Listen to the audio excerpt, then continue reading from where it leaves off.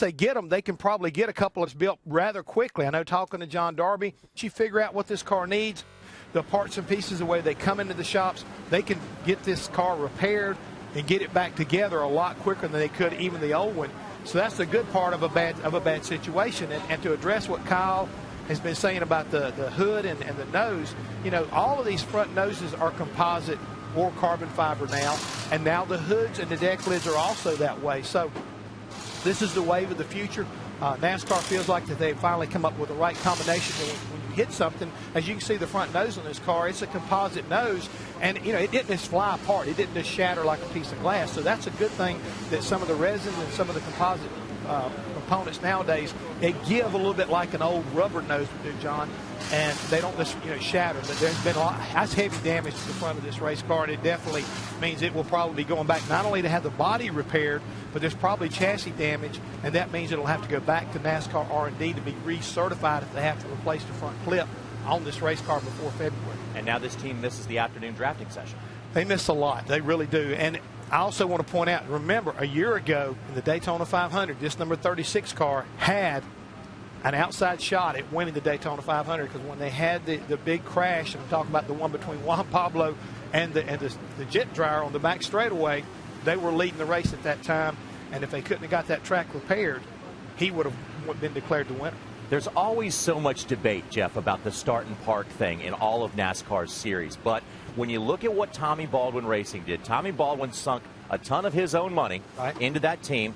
They started and parked for a while until they could build up enough money to go racing. Then they figured out how to go racing, and then they became a factor in some of these races, and that's the good part of that story. Yeah, it is, and you got to understand that, we talk about guys who have passion to become a bigger player in our sport. I mean, not everybody is a Rick Hendrick or a Jack Roush, and that's who Tommy Baldwin is, but he has the same passion as these big car owners, and he's trying to develop and build something for the future, and I got to give a tip of the hat to him. He has always been the kind of guy that could have worked for somebody else, but Tommy wants to run his own organization. He wants to develop and build his own legacy, and it's not an easy battle. I mean, Kyle and Kenny both can attest to this. Kyle has been a car owner. He's grew up in racing.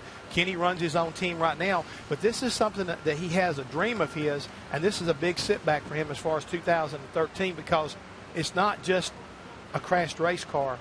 It is a loss of revenue, a loss of asset right there, and he's got to spend extra money now to get that car repaired, to get it back down here. So, it hurts him a lot as far as it being basically a single car team. Hey, Jeff, it's Steve. I want to jump in here for a second. The sides of the car are sheet metal. They're stamped, right? That's correct. The roof is sheet metal. Correct. What about the nose? The nose is a composite, it's just like the hood. It's a composite, and you can call it carbon fiber, to make it simpler, but it's a type of a composite that NASCAR has worked with somebody manufacturer-wise to get developed. So the nose, the hood, and the rear deck lid, all composite materials. And the rear tail bumper, piece. or you can call it the rear bumper if you want to. All of that is a composite. Okay, Jeff, as you know, Twitter is a big deal, and people love negativity. So everybody all winter long is like, oh, what happens when you hit the wall? Will the composite, will it blow apart and create tiny little particles on the track and tires blow out? So here's a test right here. The hood, the nose is all composite. I'm pretty impressed right now, aren't you? Yeah, I think it's withheld. I mean, it's handled this crash about as good as you could expect it. I mean, there's nothing that you're going to put on a race car, and just like Kyle pointed out, when you get metal, slivers, shared off or whatever, they can be missed by some of the safety workers, just like the carbon fiber can be.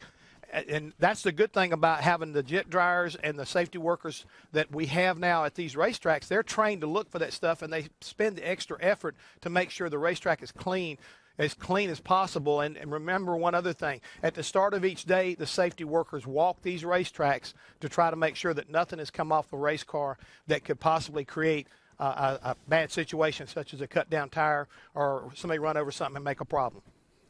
All right, thank you, Jeff. Let's go back to the garage. I think Hermie Sadler standing by with Tommy Baldwin. Well, I do have Tommy Baldwin, a big setback for your race team. First of all, tell us what feedback you got from Dave. Any idea what caused the spin? Well, a couple other guys thought they had some tires going down in 1 and 2, but they ended up being, I guess some oil because you know, we were done with the run already. He was just coasting down there, and you know, with these cars, not a lot of downforce on them because of speedway. And I guess the slower you get, the less grip you have. And must have hit some oil in the middle of the corner and obviously lost it and wrecked it. But we'll bring it back to shop, fix it up, and get ready for the 500. I'll say you guys have got some tools out, and we were wondering at first in the booth with these new type of fenders and parts that in situations like this moving forward, it would be easier to fix, but you're saying you have too much damage to try to do anything at the racetrack? Yeah, the way he hit, the nose is wrecked and needs a side. And we'll just go back, evaluate everything, cut everything up, and start over with this thing. One other thing before I let you go. A lot of teams are talking about how difficult it has been to get parts and pieces. How difficult is this going to be for you moving forward? Only a short turnaround time for Charlotte and coming back to Daytona. Yeah, I mean, we're pretty much prepared for Charlotte already, for the Charlotte test. But, yeah, this is definitely going to set us back. Chevrolet's been really good about the parts. We've had a good amount of parts come to us, so we'll be prepared. Again, it's just going to be a little wrinkle in our schedule for the next month, but we'll get through it. Thank you, Tommy. That's Tommy Baldwin. They're going to just get it ready to put on the truck. I thought with the parts and pieces they had out, they may be looking at maybe trying to see if they could salvage something, get back on the track, but they're just going to get ready to load up and go back to North Carolina. All right, thanks, Hermie. You see Dave Blaney talking to Richard Childress. He used to drive for RC, as a matter of fact. We've been under caution for about 11 minutes now for Dave Blaney's spin in turn 2 and damage to the right front of his car. Two things.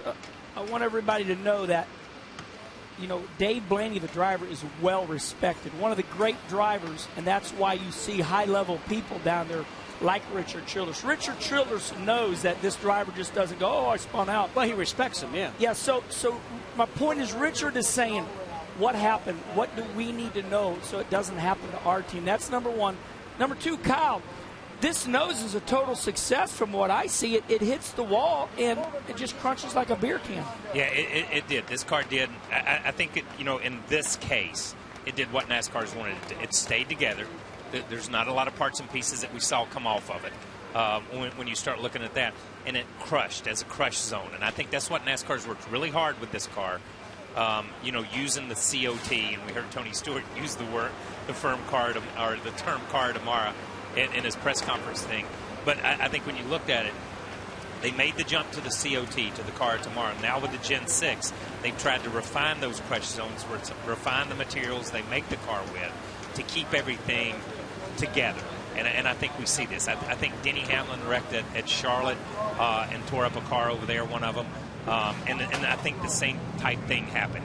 It stays contained, and that's important on the racetrack when you start looking at this.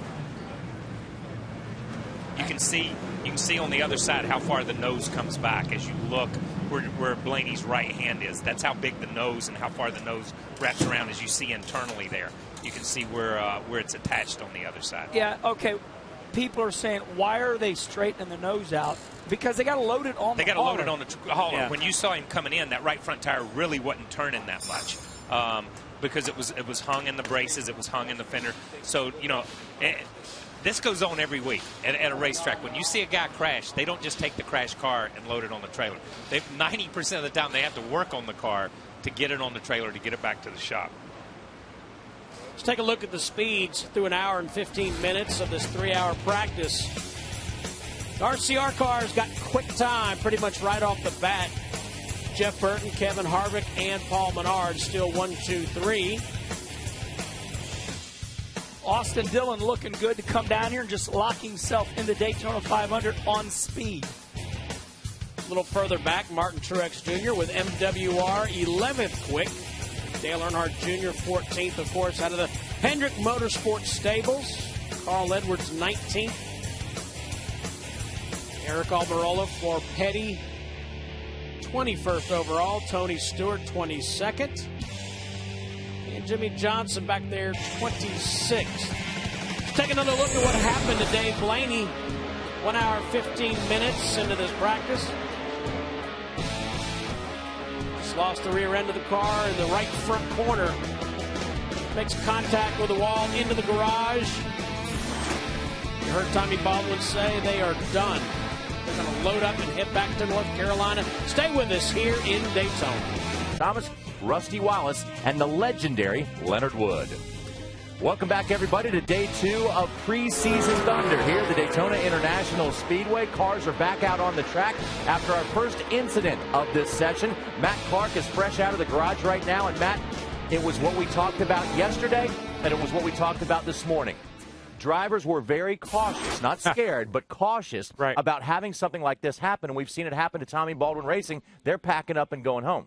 The common theme was if you wreck it, you're loading it up. You're done. And they had to. I actually talked to Tommy Baldwin this morning. I said, hey, are you staying through the entire test through Saturday? He said, we are staying. We're going to collect data. We're here. And this showed you right here. They had a wreck that's just, you know, they had some damage. But typically, you know, you could stay, either roll out a backup or try to work on that. But not here, not this test, not this body change. They are loading up and heading to the house. And normally, Matt, we would say that one of these smaller teams are so far behind some of the bigger teams. But as Kyle pointed out just a moment ago, they're in the same boat as every other team. If you see this again from even some of the bigger teams, they don't have backups ready. If that car wrecks, it will go home no matter who you are. This is not a boat. They're all in the same arc. You know, everyone is in this same arc, the same barge. You wreck it, you're going home. One other thing I learned, Johnny, engineers are in high demand. They are the guys that are calling the shots, that are helping building these cars. You talk to crew chiefs and so forth. They are looking for good engineers that know racing, how to get these cars together. Those are the guys that are commanding the dollars and commanding the attention. And right now they're running the ship out here. Hermie Sadler, what's happening down there? Well, these guys are obviously starting to get ready to load up, but a very unfortunate case. Matt Clark was talking about Tommy Baldwin. I also spoke with Tommy this morning, and I asked him specifically about drafting, and I said, are you going to draft any this weekend? And I'll use a nice word. He said, are you kidding me?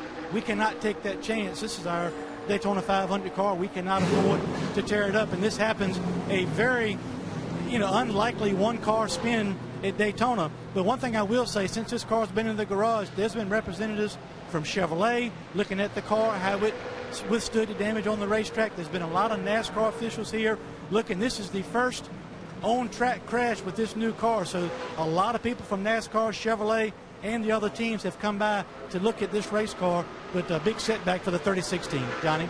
And Hermie, you answer a very important question there. We were wondering as to whether or not that's going to cost this team the valuable drafting time, but as Hermie put it, they weren't planning to get involved in that for this very reason. Guys, I went through the garage a little while ago. They want to, but this wreck right here will kind of just cement some guys who are on the fence like, well, we will, we won't. Some teams are doing back-to-back runs to compare how their cars are to their other organizational cars. But I'm telling you, this right there is put the fear in them. I don't know what we'll see. And that makes this afternoon's session on speed all the more interesting. You're going to want to tune in for that, Steve Burns. Indeed, John Roberts. Noticed 23 cars lined up on the pit lane waiting to get back on track. Dave Blaney's unfortunate accident coming about an hour and 15 minutes into this 3-hour test session. Later on today, 1 to 5 p.m. Eastern, live coverage of testing on speed. And NASCAR Race Hub will wrap things up at 6 o'clock. This evening, of course, that's Eastern time as well. We had Carl Edwards and Ricky Stenhouse Jr. on the show with us, and they gave us a lot of great insight as to how the first day went. So make sure you join us at 6. Live coverage 1 to 5 on speed on the network. Yeah, and I'm gonna address something. We talked about a lot about the Blaney situation and what happened, a lot of parts and pieces, things like that. And there's been a lot of talk about Jimmy Johnson not drafting again this year on Twitter and on social media. And we've talked about teams. Some teams wanting to draft, some teams not wanting to draft. I think we need to clear something up. These guys, most of these guys have driven nationwide cars, trucks. They've driven cup cars. They've driven a little bit of everything here at Daytona. You don't just show up at Daytona and jump in a car at the cup level without having experience in the nationwide cars and in the cup or in the trucks. NASCAR makes you go through a process to get to the point where you can drive in a place like this. Just because they don't draft really means nothing. Yeah, it really means nothing. These are the best drivers in stock cars in NASCAR racing that we have to offer and to showcase to the fans. They know how to draft. Jimmy Johnson knows how to draft. He doesn't have to go out here in January and prove to everybody he can drive the Gen 6 car and draft. He already knows that. He's going to get data and information from his other teammates. And some of these guys will get information from their other teammates as a group. So I don't think drafting is as critical to the drivers sometimes as what fans want to make it. Hey, you know, Kyle, you bring up a good point. People think, you know, everybody wants to be part of a group. First of all, I want to acknowledge we see the 29 smoking. We'll talk about that in a minute, but we do see the 2 missing on the roof. We will talk about the smoke and the 2 missing in a minute. But Kyle, you bring up a good point. We're part of a cult, and everybody wants to be big time. So, did you draft? No. Well, are you going to be able to race? Yeah. I mean, it's like everybody wants to be in the game. But you bring up a good point. He's a 5-time champion. He won the Daytona 500. He did not forget how to draft. He's got 3 other teammates that have drafted. But Wendy, I want to answer Wendy back. When Dave Blaney wrecked, she had asked a question, whose decision was that? I would bet anything that's Chad Knaus, the crew chief. That was his decision to not draft. Now, why is the 2 missing on the top of the roof there? I don't know. It looks like it's kind of halfway blown off, or they sanded something. They've sanded something over on that side or worked on it. It's hard to really say. You see the pitot tube there. The pitot tube, this right there on the side, off to the right, but for whatever reason, it's come off. They say it was like that yesterday, so we acknowledge that, and we'll try to figure that out. Back to the garage and Wendy. Well, thank you, Steve. I'm with Dale Earnhardt Jr. You fans wanting to hear from Dale Jr. So a lot of action, it seems like, on the track versus what we had yesterday. I know you're giving me that funny look because of what we saw with Dave Blaney. We heard Jeff Gordon, your teammate, his car stepped up from underneath him earlier today. Did you talk to Jeff about that at all? No, not really. I thought they had a tire problem or something, but it turned out to not be true. But, they've had a couple cautions. I guess they're looking for some debris, and I think Dave Blaney must have found it, and it was unfortunate for those guys, but we're just kind of making some changes. You try something, go out and run the car, come back in. If it works, you leave it on there. If it don't, you take it off, and then you go to the next thing on the list. And we got a list that's going to last us to 5 o'clock tomorrow. And been waiting on getting, waiting on getting down here to test, and glad we're here and looking forward to what we can learn. Well, I know you were looking forward to getting in the car, but obviously single car run's not the most fun for a driver. What do you do to kind of keep yourself entertained in these moments when you go out and do these single car runs? I have to get involved in what we're changing, know what we're changing, know what we're trying to learn and get better at, and how we're trying to improve the car. If I can, mentally sort of get involved with Steve and what we're trying to accomplish on each run, that gives me something, that gives my mind something to do. And that's what I should be doing anyways, driving the car, is paying attention. So, if I don't pay attention and just go out and make runs and come back in and wait for the next change, it gets really boring really fast. So you kind of get involved intellectually and, try to get your car faster. We showed up. We weren't real happy with how we ran off the trailer. We struggled yesterday with speed. I think as a company we felt like we were a little behind what we expected, so it's time to work. All right, well, thanks, Dale Jr. I know he's been chatting with Steve Letarte and Chad Knaus over there, but no doubt rested and refreshed. He said he had a good offseason, Hermie Seller, and that's always good to hear about Dale Earnhardt Jr. It really is, but not having such a good day right this minute. They got a lot of speed, but the 29 car, you guys mentioned maybe some smoke at the back of this car. Well, right here we're shooting. Kevin Harvick pulled up to his garage stall, stopped for just a moment, and then went into the garage, and you can see a puddle of oil at the back of this race car. So this team is going to put another gear in the back of this race car. I'll find out exactly where the oil came from, but definitely some fluid leaking out of the back of the 29 car when he came into the garage area. On another note, another Richard Childress Racing car, the 33 car of Austin Dillon earlier this morning broke an oil cooler. So a couple of issues with the 29 car they're working through, but overall a lot of speed with these race cars. Yeah, they do, in fact. Thank you, Herbie. Well, when you have the 29 start, we see the smoke, and that's one thing that this internet program gives us a chance to explain. So if you see smoke on the racetrack and the fans go, why'd they throw that caution? We'll check the oil out that was coming out of that car. I mean, you know, so that is oil that can be on the racetrack. And, you know, sometimes I would say, oh, my God, the guy smoked and he's off the track. Why'd they throw the caution? That is our best example right there. Yeah, you know, you see a little bit of smoke, and he comes in, and the oil draining out from underneath the race car. So that's why they throw the cautions, because too many times, you know, they say, oh, it's no big deal, and some guy goes down there and spins out. Jeff Gordon?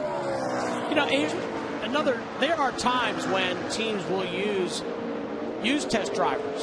Yes. Hendrick Motorsportz is going to use Regan Smith a lot this year to do some testing. Yeah, and use test drivers. Let's go back.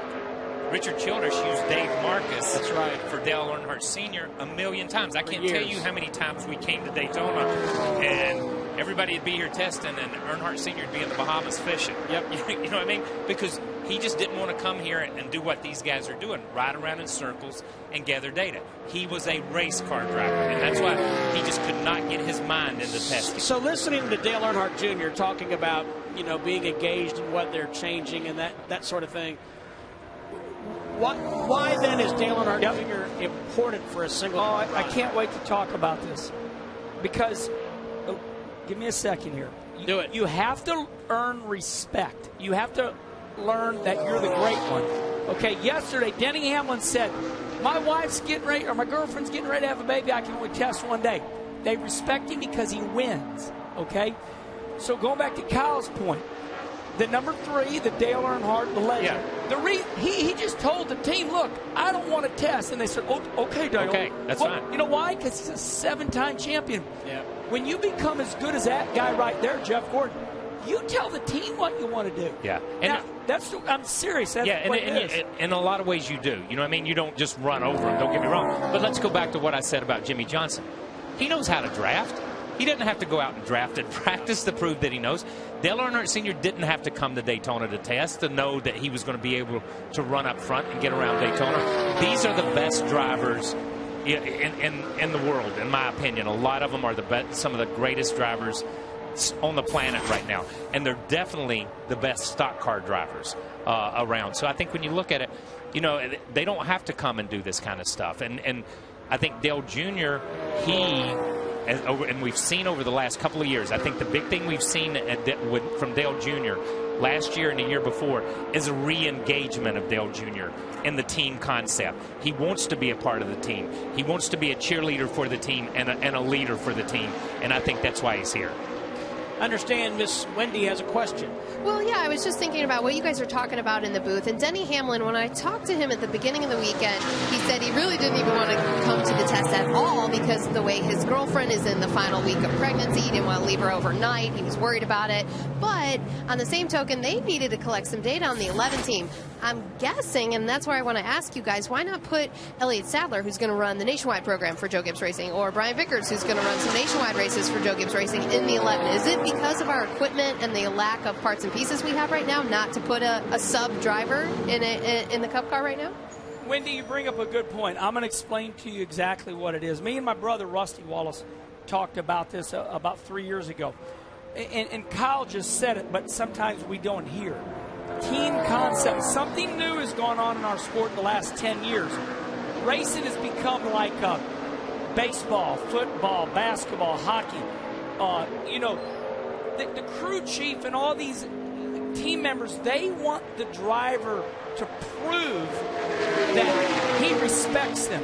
So, I mean, Kyle, you know, Wendy, you're right. You could bring in that. You could bring Elliott Sadler down here to help. You know, Elliott Sadler could have gone in that car. He could have fit in it because Elliott Sadler is now with Joe Gibbs. But there is this incredible team concept now. You know, we're hiring ex-hockey players, ex-NFL players to be Jackman. So this new team thing has come in, and the drivers, as great and as famous they are, they have to prove to the team, I want it so bad, I'm going to go test. That's how bad I want it. And that's just the new environment now. Drivers, as famous as they are, they still have to prove to the man that puts the motor in, I want it bad. And that's why he showed everybody, Denny Hamlin showed everybody how bad he wants it. Now he's going home. Back to the garage, and Herbie. Yeah, I want to get a quick update on the 29. We talked about the fluid come out of the back of this race car. I talked to crew chief Gil Martin, and he just clarified there was nothing actually on the bottom of the car that was leaking. All the fluid was related to them bypassing the oil cooler and other things they did under the hood to do mock qualifying runs. They had a little bit of a oil leak up under the radiator pane in the front, and some of that blew back on the headers, which was causing the smoke on this 29 car. But nothing was actually leaking or nothing was actually wrong. Just a little bit of oil that was a product of the bypassing the oil cooler and the oil lines for their qualifying run. Just wanted to update that. That's good. Right in. That's good, yeah, because a lot of times you'll bypass a cooler or you bypass something and a little oil will spill. And I'm telling you something, these cars are so clean and so buttoned up and so tight. It doesn't take but a little bit of oil, just like he said, to blow back on the headers, to create just a little bit of a fog. And the first thing you think is, oh my gosh, catastrophic failure. You cut it off and you come in. It's good to know that whatever it was just a very small leak and didn't really continue to leak on the racetrack. Let's go back to the Victory Lane studio. Matt Clark. Hey, guys, I got a question for Kenny and Kyle up in the booth. You know, you were talking about Dale Jr., Denny Hamlin. But guys, as drivers, why would a guy like Matt Kenseth, and we know drivers are notorious for being confident, cocky, wheelmen for the most part, but why would a guy like Matt Kenseth be nervous about debuting at Joe Gibbs Racing? What is it about the driver that's confident, but yet you got this, man, I need to perform? What is it? We were talking about it this morning. Drivers are bipolar. In a lot of ways, and I say that in a joking way, and that's not something to joke about.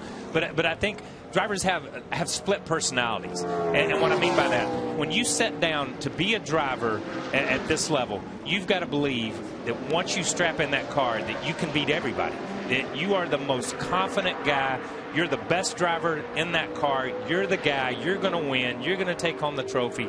You're going to do everything that day. At the same time, drivers are the most insecure people that you'll ever run across. What'd that guy say about me? Did you see what was written in the paper about me? How many times have we seen drivers get into arguments with the media because of something was said? That's just insecurity. That's all it is. And we were all that way. This is not the pot calling the right. This is the pot calling. And it was usually causing the problem. Yeah, but that could be true too. But I think when you look at it, you know, there's always on one shoulder there's that little man sitting there saying, "You're the best. You're the greatest. You can do this." On the other shoulder, they're saying, there's somebody who wants your job. What are they? They're in the background talking about you. Nobody has confidence in me. Nobody has faith in me. And that's how big a swing it is. So I think when you look at it and you talk about somebody like Matt is probably, he is the most solid driver in a lot of ways in every category. When you look at him, he's that guy that is first or second, third in every category, but you just never think about Matt Kenseth when you think about things. You think about Tony, you think about the flashy guys.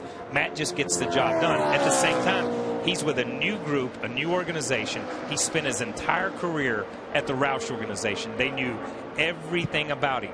Now he has an opportunity to go there and halfway reinvent himself. And you see the Gibbs teams going down pit road here where they're drafting on pit road. Yeah, they're drafting on pit road. This may be the best drafting we see all during Speed Week. But they're drafting down. But he's part of a team, and I think that shows right there what we're seeing on the screen. He's integrated himself into the team, and they know they can mess with him. They know they can play with him. They know his personality. And I think that's part of the nervousness that you see from Matt right now. Hey, Matt, I just want to say this. I think the reason Matt Kenseth was nervous going there is because, number one, he does not want to let the team down. He's that good. But Matt, I have a question to you. Bill Ferguson Jr. on Twitter says, Kenny Wallace, did you know that Matt Clark was my pit coach at RCR? And of course, today is Friday. That's Flashback Friday. So I believe in team concept. I'm a big team player. But, Matt, were you part of this calling out the driver, the last 10 years? Were you part of that saying, I want the driver in everything we do?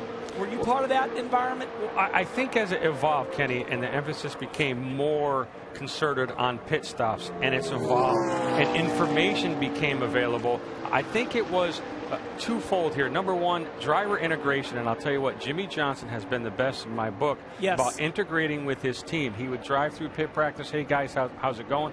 And honestly, I hate to tell this for some of the new guys, but sometimes he'd have an envelope, a little bit of cash for his 48 guys, say, hey, look, this is for you, for the family, and he was very good. We always had quarterly meetings, just get together. So he, in my opinion, was a guy who integrated well with the team. Now, that's that part of integration, calling out the driver as you call him. But as information became available, we have all the dartfish information. And pit stops became to the forefront, Kenny.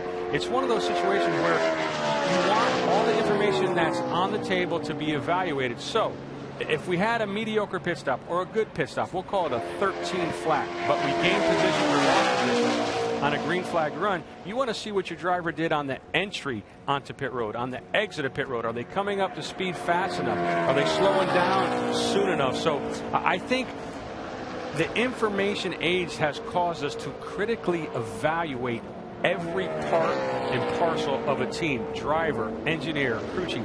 Everything pretty much can be quantified these days with some sort of metric or data. So I think it was just a swell across the board as coaches and crew chiefs said, hey, driver, you need to be involved. And they wanted to be involved. So I think it's something that, we continue to evolve and work on, Kenny. Okay, and I just want to cap this by saying this. The reason I asked that, because Kyle Petty and Jeff Hammond know this. 15 years ago, the crew chief would say, listen, driver, stay out of the shop, leave us alone. You just drive the car. And that's the truth for sure. So we've seen that man right there on your TV screen, Jimmy Johnson, become the team player. And because he's a 5-time champion, now the driver must be at the shop a lot and take part. Speaking of Matt Kenseth, wanted to let you know he'll be on NASCAR Race Hub tonight at 6 p.m. Eastern here on Speed. We're streaming online currently.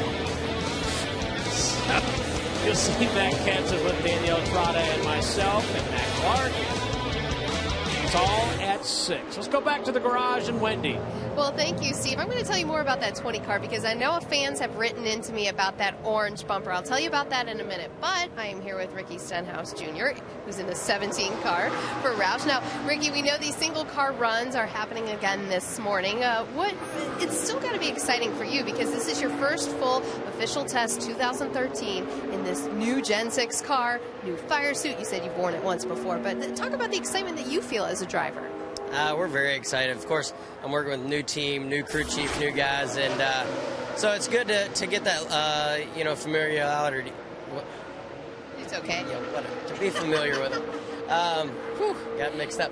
We're on the internet. Yeah, that's fun. No, to get familiar with the guys. I mean, they've worked hard in the off season, and we haven't really had a chance to slow down. So these single car runs are kind of a slow time that we get to all kind of hang out. The drafting session later on will be intense. I feel like a lot of cars here, everybody's wanting to get out and draft, but the Best Buy Fusion is not as fast as we want it to be right now. But we're running through that checklist of things that we made in the off season, and we'll take the best things and come back down here when it's ready, time to go, and have them all on the car. Hopefully we'll be fast. But last night was cool at the preseason Thunder, the fan fest that we had here. A lot of fans showed up and were excited about it, so that makes us drivers excited as well. Yeah, and the Fords, they look really cool out there. Now, we've talked about Scott Graves already this weekend, but fans are still getting to know him, even though he's been around. He's been doing R&D work. He's filled in as a crew chief, did some nationwide stuff. What's the biggest thing, assessment that you can tell fans about your crew chief? He's very methodical. He's very smart. He's worked a lot at Roush for a while in the R&D section with this Gen 6 car. So I think he's got a lot of knowledge that he brings to the table, and he's quiet, but he's very dedicated, and he's a great leader, and we get along very well. And he was Carl's crew chief on the or engineer on the nationwide side for a while when I was running nationwide, and so we were able to work together a lot back then too. So it's not completely new, but new positions, and I think the guys are excited to work for him, and I'm excited to work with him. Have fun getting to know your new team, getting to know all the new names that you're working with this season. No doubt some extra excitement in the shoes of Ricky Stenhouse Jr. Steve. All right, thank you very much, Wendy. And you just never know what you'll find on Twitter. You just never know. But here, this was tweeted us by Jay Coker, but I wanted to talk about this and show you this a minute. To the left picture here is an 82 or 83 Pontiac that we were running at Richmond, Virginia. I wrecked, which was fairly common during my career to crash, but we tore the nose off.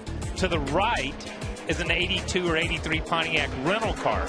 We went over and took the nose off the rental car, put on the race car, and raced it. Because as we were talking earlier, and I brought this up just for body panels, we use stock panels. You could go out in a parking lot and take a front bumper off a car, take a front fascia off a car, take a rear bumper off a car, and we did it on numerous occasions. Here's one just where we got caught in the paper with it, but we just sawzalled the nose off the rental car, busted the headlights out, put it up on the car, filled it in with aluminum, and ran the next day. How did you explain that at the Hertz drop-off? We parked way away from the terminal, okay? We parked way away from the terminal and pulled it into a place where they only saw the rear bumper for about 2 weeks. I got to show you something. I got to get the illustrator to show you this. There's nothing wrong with that. Yeah, look at this. You see that Levi Garrett truck? Oh, that's Kenny Wallace. In 1984, I was the crew chief. Yeah. For driver Joe Rupp, and I drove the hauler. That's good, man. We are old schooling right now. We are. The only reason I bring this up is because we're talking so much about the composite deck lids and the hoods. This is how far the sport has come in 20 or 30 years, where it was truly stock cars, and you use stock parts. Now the manufacturers create the stock parts, so they're still an integral part of what we do. Juan Pablo Montoya on the high banks here at Daytona. As he heads down the backstretch. RCR car is still the fastest. Temperature about 65 degrees here in Daytona. Just beautiful weather. Stay with us here online. So far, you owe it to yourself. Join us Friday, February 8th at 7:30 Eastern Time as Buck Baker, Cotton Owens, Herb Thomas, Rusty Wallace, and Leonard Wood join the very privileged few who are in NASCAR's Hall of Fame. It's only on Speed, and it's Friday, February 8th. We continue now with preseason thunder from Daytona on Speed. We're about a little bit more than halfway through this morning session here, and we've got you covered for every lap throughout these 3 days of this first test session at Daytona in the new race car in the 2013 season. Now, we know we have the brand identification now. The manufacturer identity is back on the racetrack, but Matt Clark, there is a twinge of concern, a little bit of concern in the Ford camp right now about speed. Yeah, a number of the folks I talked to, just without sounding an alarm and waving flags here, they are just cautious right now. They're hoping to find a little bit more speed, but there's just a slight concern of where they are on the speed charts. We know everyone's going through their testing protocol. Some folks are doing qualifying runs. Some folks are working on their setups. One crew chief told me, look, we're trying to find crumbs. You know, how this car reacts to this small adjustment, how the car reacts to that small adjustment.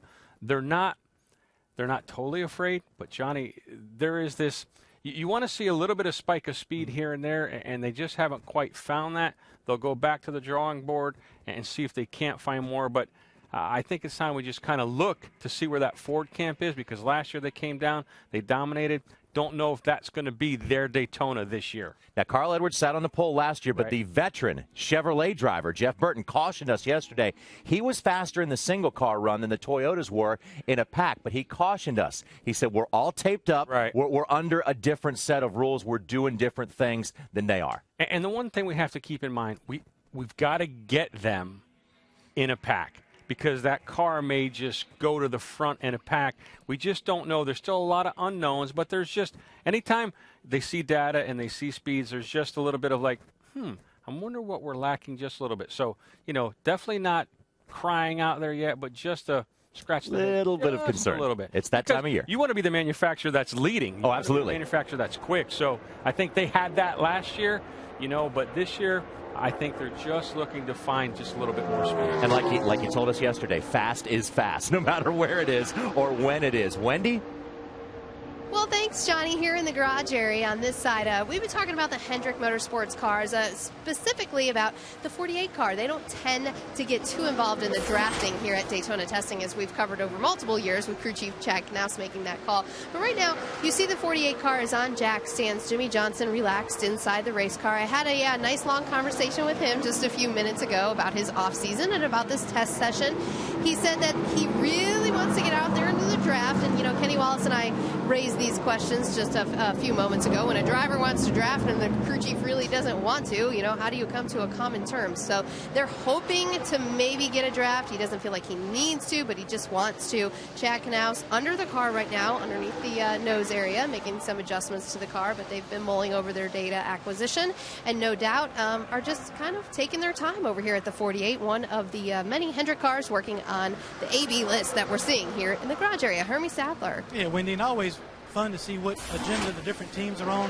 I just talked to Tony Gibson over here at Stewart-Haas Racing, asking him about their tests so far. They haven't been all that worried about speed yet, and I asked him what they were doing. He said, well, right now all three of our teams have split up in working on different parts of trying to make these cars go fast and hopefully put it all together later on. For instance, one car is working on aero pieces. One car is working on ride height variations. One car is working on drivetrain components, trying to find a little bit of speed with each individual car, with the hopes that before they leave, they can compile all that information together, spread it out amongst the three cars, and really have all the speed that they're looking for. But all three cars right now going down a different path. Guys in the booth? Thank you, Hermie. Appreciate you and Wendy with all those great reports. And if you have any questions for all of us, any of us, hit us up at hashtag Daytona Testing. Seen a lot of great questions so far, and some great pictures. We saw Kyle destroying a rental car. Destroying it. And we saw a Petty car with white wheels. I got to be honest with you, Kyle. There's a lot of TV commentators. You win it. Nobody will beat you. And let me tell you why. Because we've been trying to tell the fans how this new car is back to the car on the street. And Kyle, you brought up the greatest example. Our sport is great, but it was awesome back in the day because when you would win with that Pontiac, they would go buy that one. Because it looked like it. And that's what the manufacturers and NASCAR is trying to get back to. The old saying was win on Sunday, sell on Monday. Yeah, and you know, we got away from that. I don't know why we got away from that. I really don't. I think safety was our... But I think a lot of it, and you know, I heard Tony Stewart make a swipe at Gary Nelson earlier. You know what I mean? And I honestly believe that to be unfair because Gary was charged with building the safest possible car after Dale Earnhardt Sr.'s accident. Was building, you know, we had Tony Roper and Adam and Dale Earnhardt Sr. And Kenny Irwin. We had 4 or 5 deaths right in a row in early 2000, 2001, back to 99. And I think Gary was charged with building the safest car he could build. And that's what he did. That was the initiative. That was the initiative, and that's what he did. Safety was the #1 concern. Not drivability, not looks, not anything else. Safety. And since that time, this sport has had a spotless record when you go back and look at it. Yes, we've had concussions with Dale Earnhardt Jr., but when you look at the sport itself, at this level, at the truck level, at the Busch level, and at the Cup level, I think Gary Nelson and Brett Bodine, who did a lot of the test driving during that time, those guys are to be commended for that. Indeed. And I think Chip Ganassi, a year ago, I did an interview with him, and he said it, I think, best. And he said, Steve, we have got to pay attention to what the auto manufacturers want and need. And I don't think that's a part that the fans understand. I mean, first of all, some of it's revenue, some of it's parts, pieces, but if the auto manufacturers weren't here, what are we going to call this sport? What are we going to call this sport? That's right. But because if you look at it as NASCAR, NASCAR, so it's, and I never understood this, National Association of Stock Car Automobile, CA, Car Automobile. I thought car and automobile was the same. I don't understand NASCAR anyhow. But I think when you go back and you look at the thing, we had been on a road since '49, and we had run that road until Dale Earnhardt Sr.'s accident. And you look at it and you say, okay, that road stopped. I think Gary Nelson went over and started down a different highway. And he and Brett and the NASCAR guys with Robin Pemberton and Mike Helton and all those guys, they started. And I think what we're seeing is a convergence of what we had, a convergence of what we went to. That's where we're at today and in 2013. And a convergence of what we need. What we need. That's right. And what the future of the sport can be. And I think we're in a lot better place today than we were 6 or 7 years ago, and a lot better place safety-wise in the sport than we were 12, 13 years ago. Well, I really like what you said, Kyle. I really do. And I'll tell you why. Because so many times crew members used to say, come on, driver, get out there, get up on that wheel, wreck it if you have to, bring the steering wheel back. You know, Larry Phillips, a 5-time regional NASCAR champion, said this best. Hey, buddy, these seat belts are adjustable. They'll fit you, too. You get in here and wreck this thing at 200 miles an hour. Sadly, and I this is a disclaimer, very sadly, when we lost Dale Earnhardt, everybody quit saying that, Kyle. Yeah, totally changed. They quit saying, hey, buddy, get out there, wreck that thing if you have to. So we walked the fine line of, are you a gladiator? Is the car safe? So the initiative of Gary Nelson, he was successful. He did what he was asked to do. He's, because of the death of Dale Earnhardt, build us a safe car. And that we did, and now we're trying to get a good-looking car back. Marcus Ambrose, 28th overall. Want to remind all you folks, a lot of racing yet to come here at Daytona on January 26th. It's America's premier endurance race.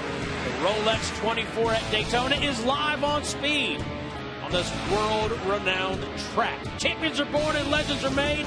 Don't miss exclusive coverage of the Rolex 24 at Daytona, January 26th, live on speed.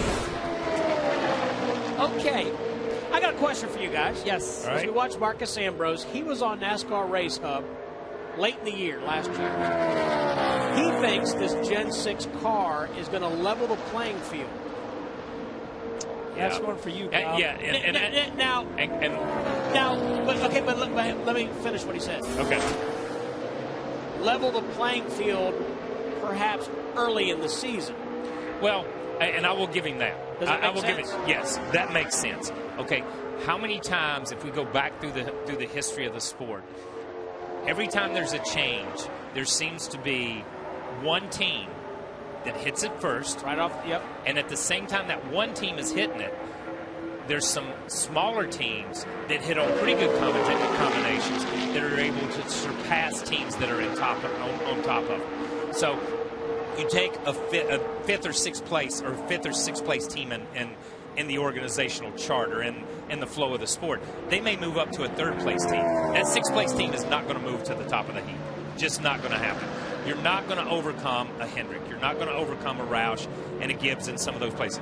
You know, I think what Michael Waltrip Racing did last year is absolutely phenomenal in this sport. To move from non-existent to championship contender in a 12 or 18-month period. It will level the playing field in the beginning. But as we said earlier, we see the Gibbs organization, 10, 15 computers. We see the Hendrick organization, 5 or 6 computers per car sitting there. Engineers, 5 or 6 engineers. We talk about Travis Quapple and their team driving down last night and being here. Travis Quapple is not going to compete with Jeff Gordon in the Daytona 500 or when we get to Vegas or when we get to Phoenix. Now, will he be closer in speed?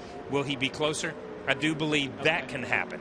But I don't believe that it's going to take a team like a Richard Petty Motorsports, like a Ganassi Racing that struggled so much last year, and elevate them to be a top 2 or 3 team. Just because of the car. Yes, just because of the car. I do believe it closes the gap.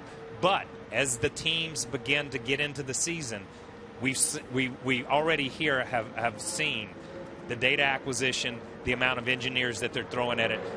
The gap will widen again. And I just believe that in the sport. Okay, so we're trying to show everybody and teach everything about this new car. NASCAR and all the fans spoke loud. They said, we do not want 2 cars winning these super speedway races. So what we call the tandem drafting, nobody likes it. We want to get rid of it. So there's a lot of things that NASCAR has done. The front nose of all these cars are now rounded, okay? Okay, here we go. I want to show this right here. See that area there? Okay, the front of the old cars used to be dead square. Okay, so now these noses are round like this, okay? So what that means is if you mess your push-up, you're going to spin a guy out, Kyle. Okay, so the old car, let me show you this. The old car, the front bumper was like this, okay? And you could push people, and you had to do it right. But now, with this nose like this, it's harder to push. So that's going to make these guys, you know, it's going to be harder to do it. And here we go. Okay, oh, beautiful shot. Great shot. Okay, look at this. Look at this. Here we go. Okay, see that? Okay, now watch here. See the gap there, right there? Okay, he has got to make sure he is lined up to the right side. You have to push to this side, okay? If you push down here, you will spin the guy out. So it's much harder to push now because of the front nose radius. And that's what NASCAR tried to do. I think that was part of their issue in making it a little bit of putting a little bit of a radius in the front bumper was to keep these guys from just hooking up and doing that. They want these guys to be able to hook up like we see the 11 and the 20 car here yesterday. They want them to be able to do that for a certain amount of time, maybe down the back stretch, maybe down the front stretch. They don't want them doing it in the corners. And they, you know, we had that no bump zone for a while that NASCAR tried to enforce, which was a farce that nobody really ever enforced and nobody paid attention to. I think when you go back and look at that, so they just want to make it safer. And I do think putting that radius in the front bumper, the drivers may complain, fans may complain, but I think in the overall picture of what NASCAR was trying to do, it fits in nicely. I'd like to let everybody know that because we're on the internet, Darrell Waltrip said this perfectly last night on Twitter. Because we're on the internet and because we're covering so much time, we're going to talk in a different way than we ever do. When we're doing practice, we're doing qualifying, you know, we have to tighten things up. We have to make our point. So we're not rambling today, but we are taking this opportunity to get out some of the new things. Like this, we wouldn't show this in normal racing. That's data, and that's, you know, there it is. That would not be on a car on a weekend at a racetrack. And so the driver wants to know, how fast am I running? Well, there you go. He run a 47.05 at 193 mile an hour. Now, he knows what he's running every time he comes across the start-finish line. And these are some things that we are showing you that we don't get the chance to during the regular year. So I don't think we're rambling, but yeah, we are talking a lot. Well, I think you just rambled when you said, I don't think we're rambling. Yeah, you were fine up until then. You know what? Like Schrader says. Let me tell you what Kenny Schrader says. He's got a valid point. He says, Wallace, you're so screwed up, you make us feel great about ourselves. So if I can make everybody feel like they're better than me, that's my contribution. That's your contribution. He says that about Michael Waltrip, too. But it's a good one. It's funny. Yeah, it is. I always tell my brother, Rusty, you're so great. I'm glad that I could make you feel good, you know? But that goes back to Kyle talking about how all drivers are self-centered and bipolar, and we're all a bunch of weirdos. Boy, look how low this nose is. I mean, it is about scuffing the ground, and they'll make sure that it's not hitting. Because when it's hitting, the car will start vibrating. And I was watching the broadcast portion yesterday, and DW was making the point about how low they are in the back. Right. How low the rear end is to the track. Right. And that's where the speed is at. Well, okay, now it's a new era. The car has to be balanced. What they're finding out about this new car is like a boat coming out of the water. You know how a boat sags? Yep. And it goes slow, and then it starts leveling out? The plane, yeah. Yeah, that's my point. That's what we're trying to figure out right now. And it could be within a thousandths. It could be within 0.125, which is an eighth of an inch. If you take a ruler, an eighth inch, if you go into digital, it's 0.125. And that's what we're talking about. We're talking thousandths, not eighths and sixteenths. And that's how critical this sport has got. Gosh, like Rusty would say, Herm, you're talking so intelligent. That was pretty good. That was good, man. You just gave us a math class. The word digital? Yeah. We never said that back in the 80s. Okay. Digital. Yeah, why would you have said digital back in the 80s? What about this new cable they got out called HMI? What about this new bag phone I'm using? Yeah. Hey, did you Hard Rockers do anything for New Year's Eve? Yeah. I think I watched, was it a Law and Order marathon or Perry Mason? Perry Mason comes on at 11:30. Oh, my God. I do know Perry Mason comes on Me TV at 11:30. It goes from 11:30 to 12:30. I love me some Perry Mason. You were watching the Oprah Winfrey night. What did you do New Year's Eve? Oh my gosh, we have a party home in Arnold, Missouri. That's all it is. Okay, a party home. We have a party home. That's all you have to say. What I'm proud of is I put in 2 bathrooms. And we had a DJ, and I'm going to tell you what, buddy, we were up till 4 in the morning in Arnold, Missouri. We're a bunch of rednecks, and we partied hard. We danced, played all types of music. All right, well, I was more like Kyle. We were in Boone, North Carolina. Oh, my. Snowed a little bit, and I know, I'm boring. Well, the point of all this is Clint Bowyer partied like a rock star. He partied somewhere. Seriously? I know you're shocked. Somewhere in the Caribbean on a boat with Puff Daddy. Let's hear Clint Bowyer talking about it yesterday. There was some talk on Twitter that maybe you and Gordon ran into each other at New Year's Eve. Already? This is 2013, Bob.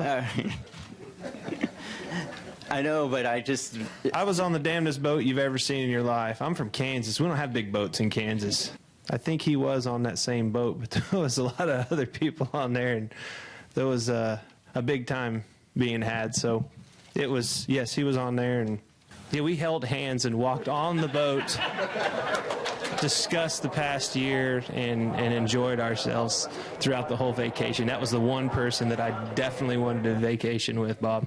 I'm going to try to help Bob out. And see this will be good. See if you'll just clarify. It's always the same ones. Is the issue with you and Jeff over, or is it? Who cares? Really, who cares?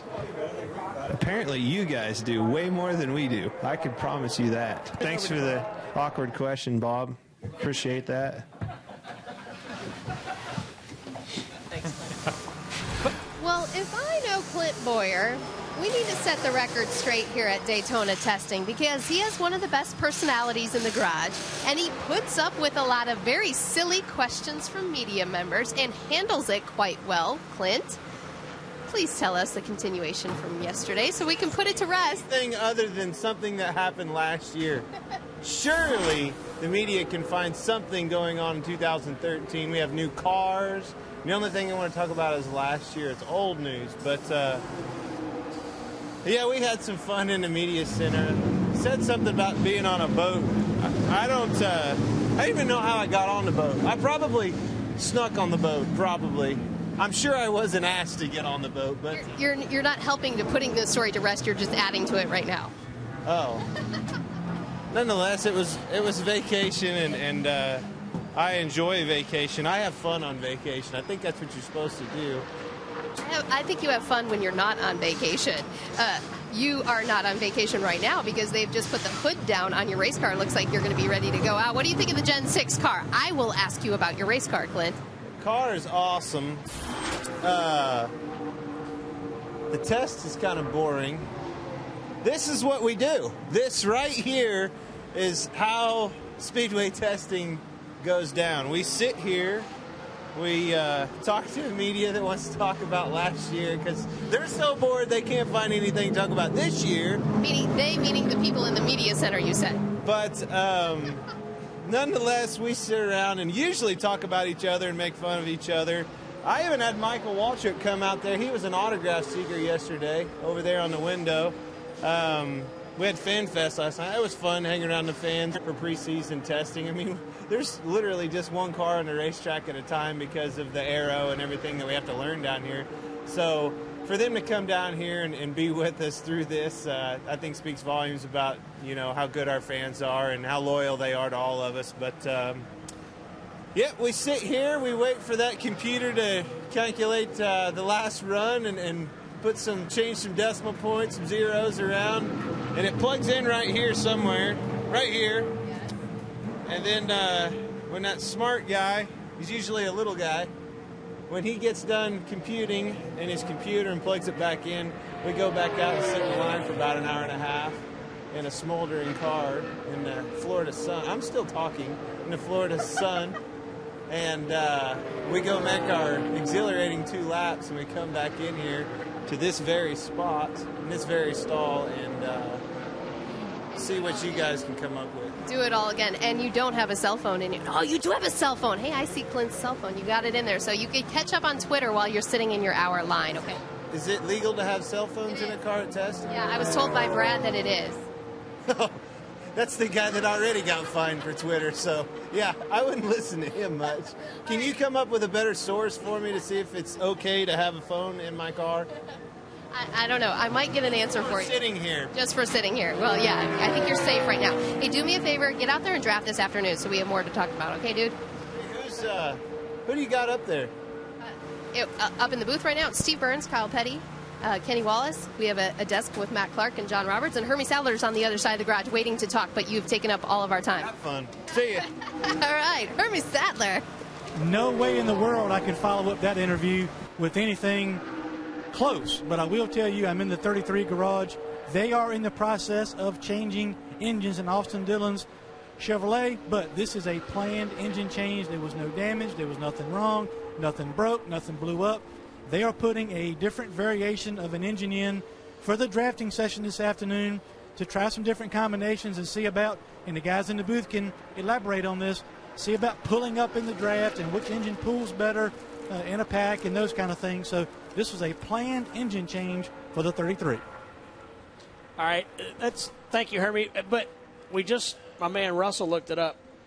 Bowyer was he was on P. Diddy's yacht in St. Bart's in the Caribbean and has no idea how he got on the yacht. Yeah, or who P. Diddy is. Yeah, exactly. Or how he got off the yacht. And that's good. But that's a typical Bowyer story. You know what I mean? Is. But I will say this about Clint. You know, if we go back through everything he said, I think he probably had the best description of what it's like for a driver to come to Daytona and test. Yep. You know what I mean? You sit in the car until they get the data out of the computer. You go back out. You sit on pit road for an extended amount of time. You go out and run your 2 exhilarating laps, and then you come back in and you do it all over again. It's just monotonous. And not that I think everybody's excited to be here, but the driver is getting the least out of this right now. The teams and the crew chiefs are getting the most out of it, I think, when you look at it that way. So that is pretty interesting from that perspective. Back to Hermie's piece, I find that really interesting because we talk about the box that they put you in for the car. They stamp the fenders, they stamp, they mold the hoods, they mold the deck lids, they stamp these parts and pieces. You've got a million templates. The engine is still one place where you still have a little bit of leeway. Where's your torque curve? You know what I mean? This used to be, Talladega used to be a huge horsepower track, but Daytona was always more of a torque track. And what I mean by torque is how fast can you get up off the corner, like at a Martinsville, like at a Bristol, like a short track. So when they run these cars in the draft and they want to see what motor combination works best, Childress and those guys, RCR Racing, will probably run a couple of different engine combinations in their different cars to say, well, this motor has got X number of torque, or the cam is this, or the compression, or the piston, whatever the combination that they may have. And I was never an engine builder, so I can't speak to it. But whatever combination they have, this sucks up better or pulls up better than this one, even though this one's got 6 more horsepower, or this one's better here. So that's interesting that they're changing an engine specifically to go out and run in a draft. Danica Patrick to the garage, 7th fastest overall. She's run 15 laps of practice. Well, that's a can of worms I'd like to open up. Hey, don't open it up right now. Hang on, buddy. Okay. Speedweeks is right around the corner, and the NASCAR season will be in full swing. To stay up to date and follow all the latest NASCAR news, photos, and exclusive videos, go to speed.com NASCAR section or NASCAR on Speed on Facebook and like us now. I like you, Kenny Wallace. Oh, please like me on my Facebook. I would feel much better about my life if you like me. Your self-esteem will be way up there. Jeff Burton, Kevin Harvick, Paul Menard, they set quick time early this morning, and they have not been bumped out of those top 3 spots.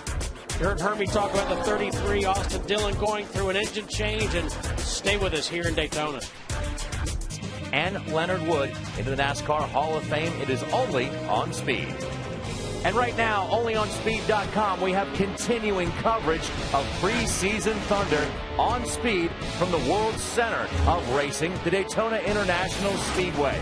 Half hour left in this session, and then we will switch to the broadcast network after a brief break this afternoon at 1 o'clock. Right now, our good friend Jeff Hammond has joined myself and Matt Clark in the infield studio after a trip through the garage. Now, Jeff, we've said before, 35 teams down here, you probably have 35 different agendas. But the 31 team of Jeff Burton has been the fastest so far in some of these practice sessions. What is his agenda? Well, right now, that car, believe it or not, with RCR has been kind of like designated the engine car for this test session at Daytona. And what I mean by that, they've come down with some different combinations that they're going to be running in the 31 car. They've established a baseline, which, again, they've got a fast race car. They know that. Now they're going to change engines to see exactly what combination makes this car even faster, or if it slows it down, what direction they want to go in.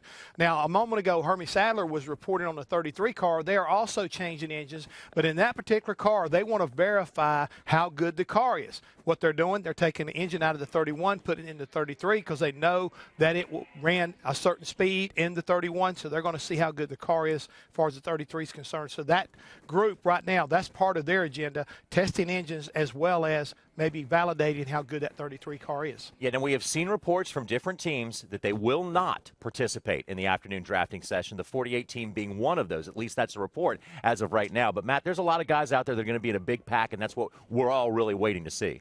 We're hoping that they're going to be in a big pack because, again, we saw the wreck earlier. They say they want to do it. They'll commit. Then they'll pull it back off the table. We don't know what to truly expect. Now, they need to draft in some respects just to get some data to see how these cars react. I know NASCAR wants them to be in some sort of a pack. So this afternoon will be, I think, in my mind, Jeff, the premier time that we're going to be able to see cars get together, because once Saturday hits, again, agendas, guys are still going through checklists. This is right. This isn't just a 1 or 2 pager. They planned 3 days of testing, and drafting was just a small part of what they were trying to accomplish. Yeah, and I think Dale Earnhardt Jr. kind of summed it up. They've got a list as far as that car is concerned. It would last all the way through Saturday afternoon with no problem. So they're looking to be going ahead and executing that. But to your point, and what everybody wants is, I'm not going to be one bit surprised if you don't see at least one team out of the group. Let's say Roush Fenway may designate Carl Edwards is going to go out and he's going to draft. And, Dale Earnhardt Jr. may be the one from Hendrick Motorsportz that's going to go out and draft from that particular company. So they all need to get information, and they may decide that one driver out of this whole group will go out and represent Chevrolet or our company in a draft session. Who draws the straw? Yeah, right. Who draws the short straw? But real quick, one thing, JR, I did notice today, there is a little bit more of a wind factor here today during the test than it was on Thursday, as well as the fact it's a lot hotter. So the speeds, as far as a single car runs, it's going to be down a little bit. I've been wondering what's been going on all day. It has to do with track temperature and the wind. Well, race fans, if there is a lap turn here at the Daytona International Speedway, we've got you covered on preseason thunder testing. We'll have the morning session on Speed.com. Then we switch over to the broadcast network for live testing coverage from 1 to 5. And then we wrap everything up here from the players at 6 o'clock Eastern time on NASCAR Race Hub with Steve Burns. And now we send it back to Steve in the booth. Thank you for that promotion, JR. Back up here with Kenny Wallace and Kyle Petty. So, last 25 minutes or so of practice, is it still single car runs? What are they trying to accomplish? Yeah, they're still gathering data. I think that, Junior said it, that we've got a list, and we heard Hammond say the same thing. We've got a list that'll take us through Saturday afternoon, and a lot of these teams do. It's going to be strange to watch the afternoon session today. I think more so than tomorrow, because Jeff brings up an interesting point. If Gibbs sent one car, and Hendrick sent a car, and Roush sent a car, and Michael sent a car, and Richard Petty Motorsports and Ganassi, you know what? We still only have 7 or 8 cars. And I think what we've heard with different drivers is we want to get in that big pack. We don't want to get in a pack with 4 or 5 people. We're not really going to learn a lot in a pack of 4 or 5 people. We got real excited yesterday when we saw 4 cars in the same vicinity. How big does it need to be? It needs to be 43 cars. That's where you learn. And I'm sorry, but that is it. How many times have we come down here and Let's just throw it out there. How many times have we come down here and everybody talks about testing and talks about drafting in the pack, and yeah, my car did this, my car did that, and yeah, we start practice, and then all of a sudden they find something in the shootout. The drivers come back from the shootout, which is 20-some cars, or has been 20-some odd cars in the past, and they say, whoa, my car did something totally different in true race conditions. Hear it every year. We can't duplicate true race conditions. And that's why I say we're still going to have some issue that raises its head when we come back for the race itself. But the larger the pack, I think the better information. So 4 cars, 6 cars, to me, that's a pack of cars, but that's not a true drafting situation. That's, is my car overheating? That's, does my car move around? But we're going to have that big pack, and I don't think we're going to see that monster pack down here this time. You know, as we come to the end of testing here, you know, up until the noon hour, of course, we'll have lunch, and then we'll start over at 1. We do believe they're going to start drafting, and here's what I think is going to happen. I think somebody's going to get loose and almost spin out. Now, whether it happens or not, that's what I'm predicting. Now, if I'm wrong, I'm happy because I don't want anybody to get loose and spin out. True. Okay, but we're trying to predict. I believe these guys are going to go, wow, I'm not very secure. My car is not, it's not that it's driving all over the place. I just don't think the rear of the car is going to stick as good as it has in the past couple of years. A, because I think there's less downforce on the rear, and B, as you're looking at it right now, this racetrack is getting older now. Look at the streaks. Look at the scene there. You know, so that's what I think is going to happen. And I think there's going to be some close calls. Not that they're going to be 3 or 4 wide, but I just think there's going to be some people with a loose feel. About an hour and 15 minutes into this practice, Dave Blaney got real loose between turns 1 and 2, and then off to into the wall, damage to the right front of his number 36 car. Right. And then we diagnosed the car, Kyle, and we all agree that, hey, the nose didn't blow apart. You know, NASCAR done a good job. Yeah, I think all the manufacturers of the parts so far, when you look at it, it's been good. Obviously, we're not going to see anything until we see a big crash, and hopefully we're not going to see that down here or in the 500 or not for a while. But I think you look at it, everything held up. As I said, NASCAR's worked really hard on crash zones and to be able to have the car kind of compress on itself. And I think it showed there that they were successful at that. Let's go back to the garage and Wendy. You saw the 55 car of Mark Martin on the racetrack just a few moments ago, and he's pulled it in the garage. The car's on jack stands. Mark has just gone in the hauler. I spoke to him first thing this morning before we started today's session. He said he just really wanted some more speed out of this car because he felt like the 15 and the 56 at Michael Waltrip Racing, his teammates, had more speed out of the gate. Now, I followed up with Rodney Childers, the crew chief here at the 55, and he has told me this will not be their Daytona 500 car. They decided that yesterday at the test. They're just not happy with the way it's performing. He said he has 2 other race cars back at the shop at Michael Waltrip Racing, and he has already decided which one he's going to choose as his primary 500 car. I asked Rodney, how do you choose that as a crew chief? He said, I just feel like the body lines of what they've worked on and the progress they've made on this new body. This was the very first one they built. They have 2 other ones back at the shop, and he feels like the third one is the one that's going to be that magic piece for Mark Martin for the Daytona 500. So this car, they know, is not the one that they want to bring back. That's something they've already learned here at the 55. Thanks, Wendy. Hey, tomorrow, gear up for live Monster Energy Supercross racing right here on Speed. See the world's greatest riders take flight in Phoenix. Live coverage begins tomorrow at 9:30 p.m. Eastern, 6:30 Pacific, exclusively on Speed. Jamie McMurray said to me, he's staying at the same hotel we all are. He said, Herb, I've been down here, feels like a year. And I said, what do you mean, Jamie? He said, well, you know, I love go-kart racing. So Jamie has been racing go-karts down here. Built his own go-kart. Right? Yep. I seen that on Twitter. And he took a picture of his go-kart that he bolted together. But he's been down here for like 2 weeks or whatever. Tested a Rolex car. Yeah, he's ready to go back to North Carolina and I guess chill out. But he says, my God, I'm tired of this hotel. We all know that feeling. Yep. Sometimes you got to hit the reset button. Dick Trickle said, you know why we go on vacation? I said, why, Dick? He says, so we can go back home.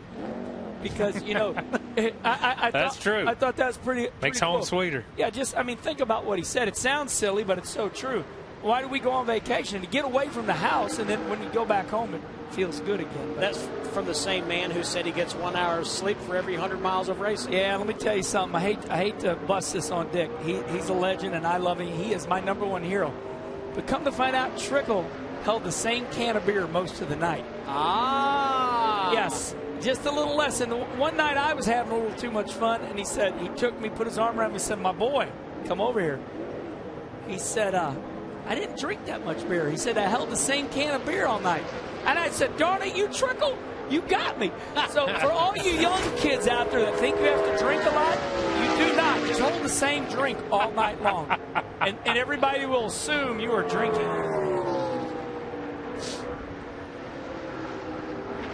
See, Jeff Gordon right now, 12th overall. I really, and we keep talking about the speed charts, and obviously you come to a racetrack, speed is the most important thing. Yeah. I think if we really sit down and look at some of these guys, if we drop back through some of these things, it's not about the speed being the fastest car here. It's about gaining from where you started. If you started at a 50 flat, you want to get down to a 49, to a 49.50 or 49. It's about those incremental gains, and you're almost living in your own little world right now in a lot of ways.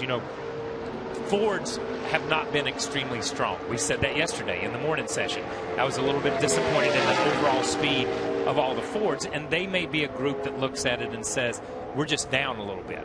But First test, we had to come back. Fords were the strongest cars last year at the Speedway. If you go back, Matt Kenseth could have won all 4 races, the 2 at Daytona and the 2 at Talladega. He ended up with 2 of them, but he could have won all 4 of them. He and Biffle were the guys.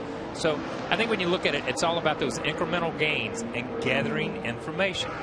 I can't stress enough that the stuff that these guys are learning right here are the books that they will come back on in February to maximize their performance in February. It's, remember when we tested? Let's go to the book. Let's look at this. Let's look at that. This change did this. So I think it's as much about that, especially these first 2 days. As we look at the speeds charts here, there's the 29. The 29 to Budweiser car, Harvick. You say to yourself, when I look at the speed chart, you see the scroll. Perfect timing. #1, Jeff Burton. #2, Harvick. #3 is Menard, and then when you go down a little further, in the 9th place is Dillon. So Richard Childress Racing has 4 cars in the top 10. And then you say, as a competitor, you go, why? If all the bodies are the same and everything is the same, these cars are IROC kit cars, they say, why? And that's why I believe that they are not. I think there's enough wiggle room in these cars NASCAR is giving them. There's a reason. Here's Paul Menard. Paul Menard is 3rd quick. So Richard Childress Racing has something right now that nobody else has. I'm going to tell you what. You look at Burton. He run a 46.20 at 194.81. Okay, just go down to 15th to Newman, 46.90. I mean that's a big difference. So Richard Childress has something. And like you say, Kyle, these other teams are going to have to find out because Childress has a head start on everybody. Why? Has something right now. Yeah, why are they faster than everybody? And that's the big thing. It's funny when somebody will run good, the guy, and he's not used to running good, people won't say congratulations. They'll say, why'd he run good? And I find that odd about competition. Yeah, I agree. You might have a football team that will blow out a great team, and they'll go, why'd that happen? Same thing in racing. Somebody will upset. What was it, 2 years ago? Gilliland finished 2nd in the Daytona 500. Yep. I mean, that was a huge upset. But the bigger upset was that Trevor Bayne won, right in front of him. So that story kind of got lost. So your point is they're all good. They're all professional. My point is that there people say why a lot. Why is Childress the fastest right now? Why isn't Hendrick? You see what I'm saying? Yeah. Why isn't Hendrick the fastest? They're supposedly the #1 Chevrolet team. Here's what I say. We're talking to. Where you need to leave the booth. Doesn't pay a dang thing for the next 3 days. I like that. I don't care whether you're fastest or dead bum last. It all pays. We're talking to some of the guys over at the hotel from the Roush organization. I said something yesterday, and y'all have a good day? And they said, just another day at Daytona. I said, yeah, but a lot of days like this at Daytona add up to that one day that you came down here. And that guy said, yeah. He said, what makes Daytona is going home with the trophy and leaving your car in Daytona. And that's what these guys are already focused on. You know what I mean? They're planning on bringing cars down here and leaving it over there in Daytona, USA. And that's a big part for them. So they suffer through these days in a strange way. It's days like this, and Ray Evernham said a funny thing as we watched Kyle Busch. They went to the wind tunnel. Yeah. Car looked great in the wind tunnel. But Ray said they don't call it the wind tunnel 500. No. It's the Daytona 500. Yeah. It's not the bench racing. It's not us sitting up here announcing, trying to pick that guy or the people on Twitter with their favorite one. That's not what it is. You've got to run the race, and all this goes into that. Take a look at the Joe Gibbs Racing lineup. The most notable change, Matt Kenseth in that 20 car. Joey Logano now with Roger Penske Racing. Kenseth will be matched with crew chief Jason Ratcliffe. Denny Hamlin, by the way, Denny Hamlin has gone home. His girlfriend expecting their first child.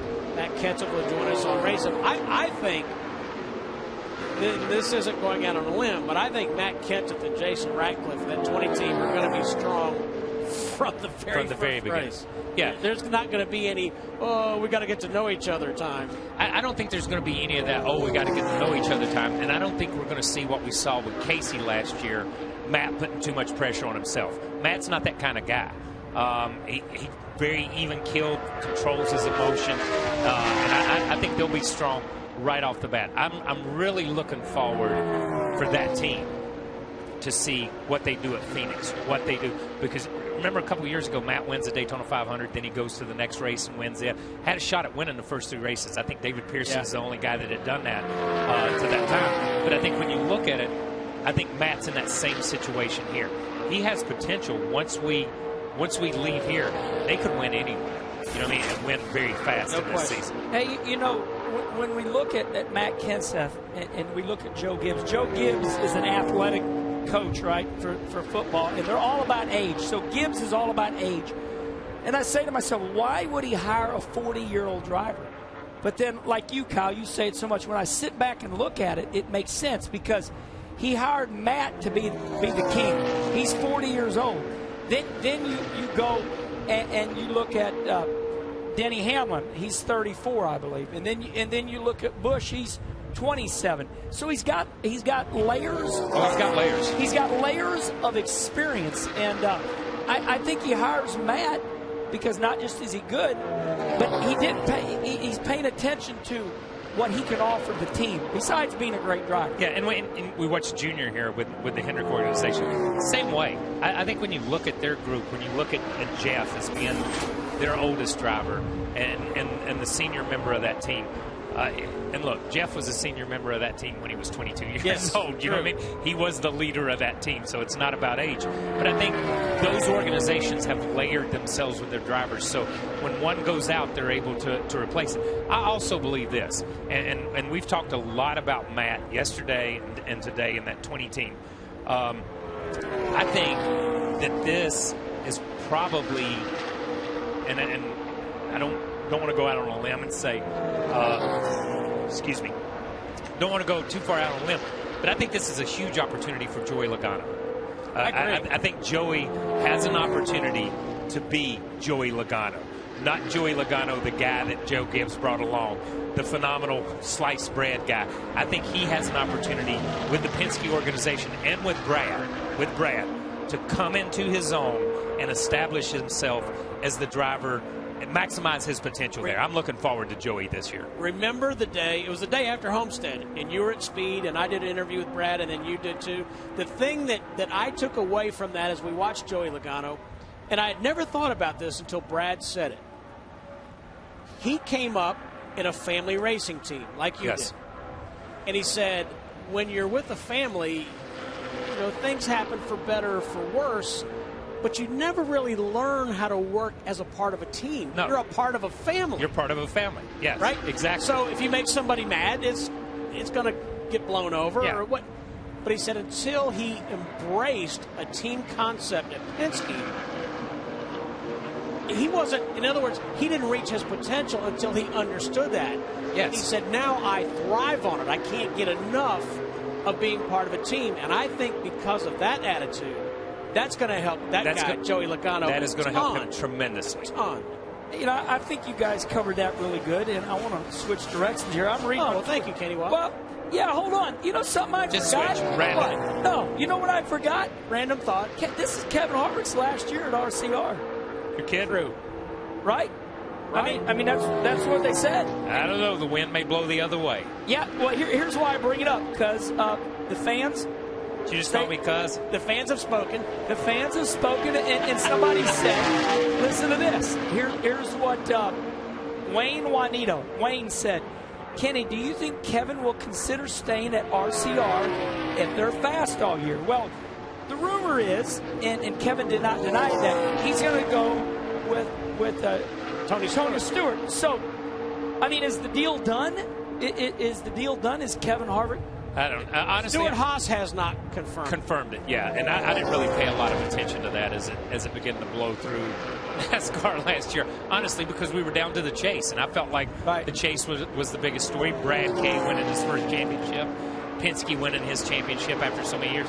To me, that was a bigger thing. So, and the other was gossip and rumor. So, I really didn't pay that much attention to it. But let's go back to Kevin too. I think Kevin is in that situation, and at that age, kind of like Matt was, been with one team your whole career. Sometimes you got to go somewhere and try something. Only place he'd ever been. Yeah, Same for Matt. Yeah, sometimes you got to do something to say, is this me, or can I do better, or what can I do? I mean, it's funny. I tell parents who have kids, and they're like, my son's going to be a race car driver, my daughter's going to be a race car driver, we're going to do this. And I said, what's the most important thing to learn? I said, teach them to have thick skin, because they're going to get fired. Okay? If you drive a race car, you're going to get fired. That's how simple it is. Unless you're a Jimmy Johnson, unless you're a Jeff Gordon, unless you're that handful. Unless you're that caliber of driver, you're going to get fired at some point. Yeah, you're going to get fired at some point in time in your career. And you've got to get that thick skin and be able to establish that. And I think sometimes, Childress has had Kevin, brought Kevin along after everything happened, and Kevin and Childress have been a good combination. But in all situations, even in family situations, and I can tell you about the King and my Uncle Morris and Dale fighting with each other, Ernie Elliott and Bill going at it with each other. I think when you look at it, even in family situations, you need that break from each other. And I think it's time for some of these guys to start stepping out. And I think it'll be good for Matt, it'll be good for Joey, and I think eventually it'll be good for Kevin. Let's go back to the garage and Wendy. And I'm with Martin Truex Jr. climbed out of his race car and is on his lunch break now, so we appreciate the time. But tell us, from the morning session, what have you learned about the Gen 6 car today? We've actually had a good test so far. We've learned quite a bit. We haven't gained or lost a whole lot of speed. That would be Bowyer messing with. That was definitely on purpose, too. He revved it up. But it's been a good day. We've been learning a lot, going through a lot of stuff. And, car's got good speed in it. There's a lot left in it. We're very, very conservative, but things are going well, and looking forward to this afternoon, do a little bit of drafting, see what I can learn as a driver. I caught a keyword, conservative, a lot left in it. Yeah. So you are sandbagging is what you're telling me. Well, no, we're just testing. We've got a big grill opening. We're running 3 laps at a time, and, there's some guys on different agendas, as always down here. Some guys want to be near the top of the board. Some guys don't care. I think we're on the we really don't care side of things. And so the car's got good speed, and for the conditions the car is in and the way it's set up with tape and things, it's got quite a bit left in it. So we're pretty happy. Mark Martin, your teammate, told me that they have decided this is not their Daytona 500 car. Rodney Childers said he already has the Daytona 500 car picked out back at the shop after yesterday's test session.